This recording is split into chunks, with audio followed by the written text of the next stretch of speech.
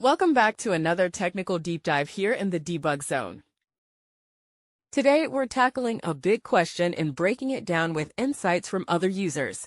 Hopefully, this clears up some misconceptions and helps you get the answer you need. So buckle up, stay a little curious, and let's jump right in.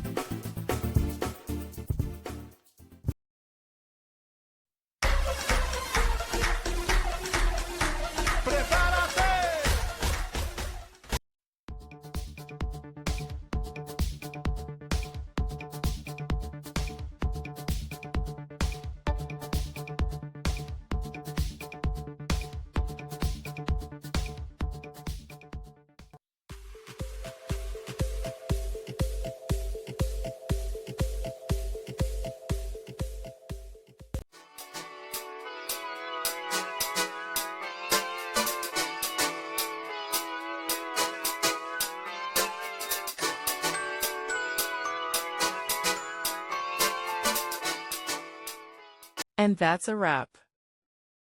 I hope you found the answer you were looking for. If you did, take a second to hit that subscribe button. It really helps out.